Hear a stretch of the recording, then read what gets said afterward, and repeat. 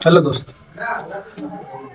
तो समीकरण को संतुलित करना हमने पिछले वीडियो में आपको बताया था।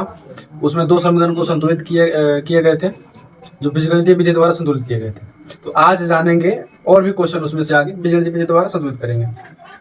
तो क्वेश्चन आज का रहेगा हमारा,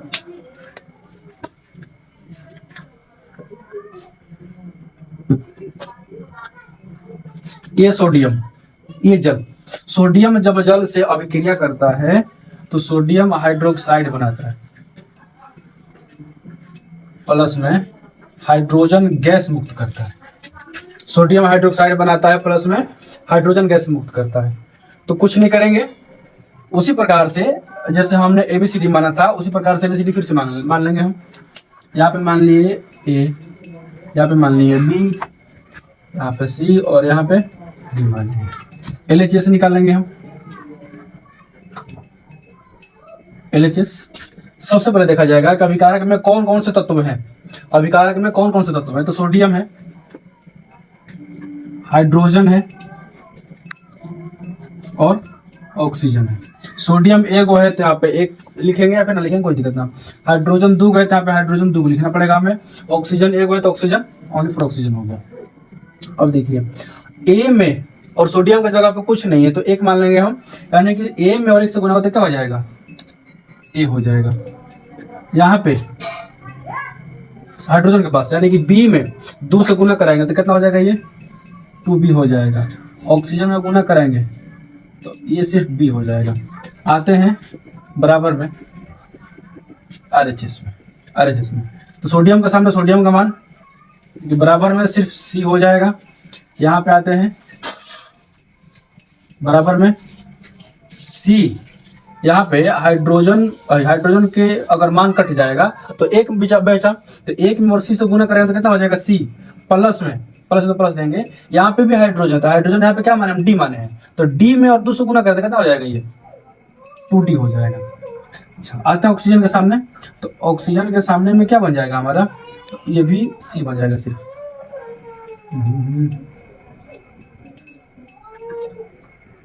क्या हो जाएगा? भी c हो जाएगा। इसको मान लें समीकरण 1, समीकरण 2 और समीकरण 3। उसी प्रकार से फिर मानेंगे हम, माना a बराबर 1, समीकरण 1 से समीकरण में क्या है? a बराबर में c, तो a के मान 1 है बराबर में c, इसीलिए c बराबर में 1, इसीलिए c बराबर में 1 हो गया। आते हैं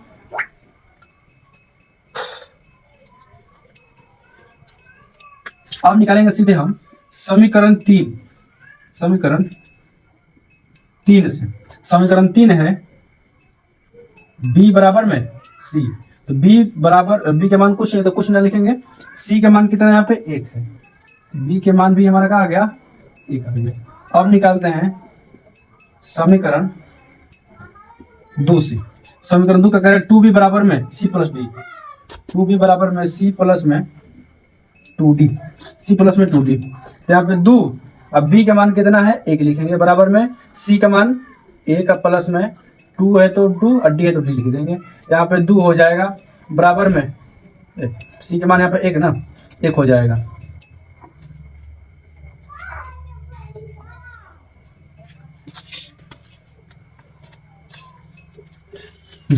ध्यान दीजिएगा, यहाँ पे बराबर में है, बराबर के उस तरफ प्लस में 1 है, बराबर के इस तरफ आएगा तो माइनस में हो जाएगा। तो यहाँ पे लिख देंगे हम माइनस में 1, बराबर में 2d है तो 2d लिख दिए। यहाँ पे क्या बचा? 1 बचा, 2 में से घटेगा तो 1 बचा। इधर बराबर के उस तरफ में 2 गुना में इधर आएगा तो भागे में हो जाएगा, यानी बराबर में उधर क्या बचेगा? d बचेगा।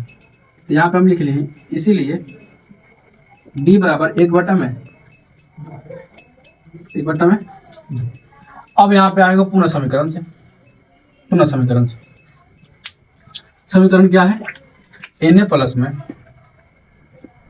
में H2O NaOH प्लस में H2 गैस, यही है। रख देंगे मान A, B, C और D। अब इन मानों की जितना जितना मान आया है हमारा उसकी जगह पे रखते चलेंगे। A के मान 1, ए के मान कितना है, 1 है। यहाँ पे लिखेंगे कि 1 Na प्लस में बी के मान कितना है, बी के मान भी 1 है, तो लिखेंगे कि 1 H2O। यहाँ पे सी के मान भी क्या है, सी के मान भी 1 है, तो लिखेंगे यहाँ पे भी 1 NaOH प्लस में डी के मान 1/2, 1/2 H2 है तो H2 डाल देंगे। अब आपको बताए थे कि जो अंश बटा हर ग्रुप में रहता है उसी को हम चुनना होता है। तो जो हर में है ऊपर वाला को अंश कहा जाता है, नीचे वाला को हर कहा जाता है। तो जो हर में है उसी उसमें सबसे गुणा करेंगे हम।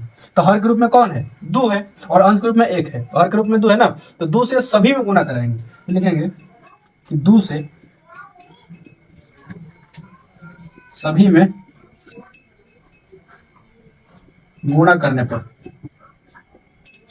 सभी में गुणा करने पर, तो 2 से और 1 में गुणा करेंगे यहाँ पे। तो यहाँ पे हो जाएगा 2 गुना 1, Na है तो Na लिख दिए, प्लस में यहाँ पर भी 2 गुना 1 H2 है तो H2 लिख दिए, इधर में 2 गुना में 1 NaOH है तो OH लिख दिए, प्लस में यहाँ भी हो जाएगा 2 गुना 1/2 H2 है तो H2 लिख दिए।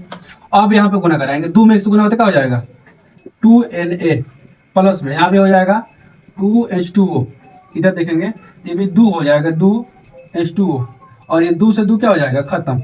इधर में क्या बचा, प्लस में H2 बचा।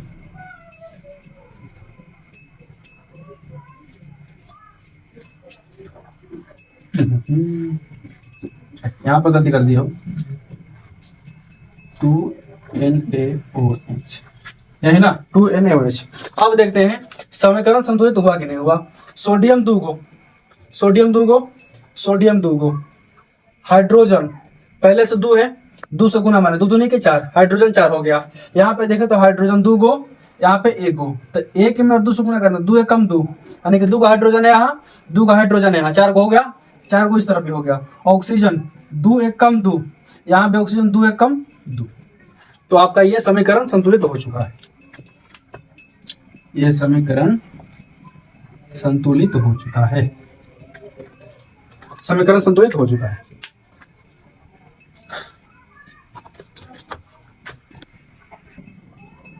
चलिए दोस्त, तो हमने आपको बीजगणितीय विधि द्वारा समीकरण को संतुलित करके दिखा दिया।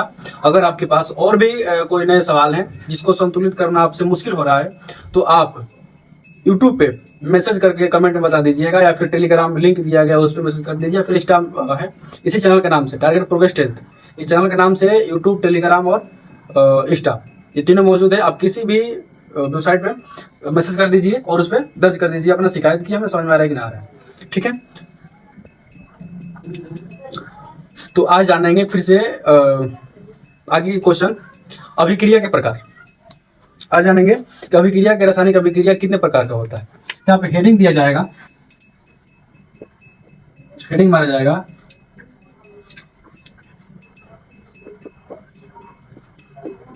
अभिक्रिया के प्रकार। तो अभिक्रिया के प्रकार, रासायनिक अभिक्रिया मुख्य रूप से 5 होता है, रासायनिक अभिक्रिया मुख्य रूप से 5 ही होता है। तो लिखेंगे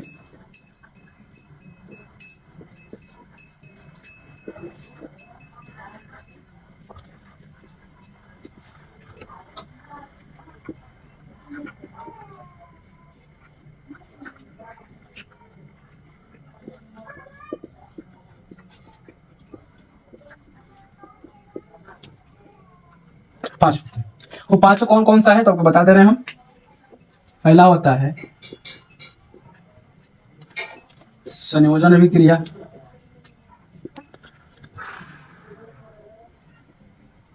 पहला होता है संयोजन अभिक्रिया, दूसरा होता है वियोजन अभिक्रिया,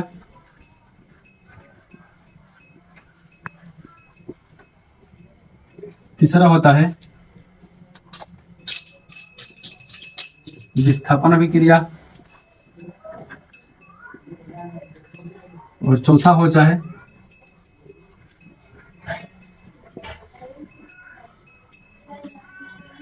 द्विविस्थापन अभिक्रिया।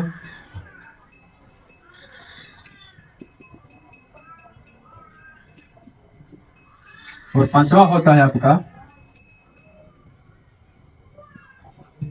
उपचयन अपचयन अभिक्रिया। तो ये अभिक्रिया है मुख्य रूप से 5 ही होता है। पहला होता है वियोजन अभिक्रिया, दूसरा होता है विस्थापन अभिक्रिया, विस्थापन को अपघटन अभिक्रिया भी कहा जाता है। तीसरा होता है वियोजन अभिक्रिया को अपघटन अभिक्रिया भी कहा जाता है। तीसरा होता है विस्थापन अभिक्रिया, चौथा होता है द्विविस्थापन अभिक्रिया और पांचवा होता है उपचयन और अपचयन अभिक्रिया, जिसको अंग्रेजी में ऑक्सीडेशन रिडक्शन भी कहा जाता है। तो आज के लिए इतना ही रहने देते हैं, तब तक के लिए थैंक यू, धन्यवाद। मिलता है अगले वीडियो में।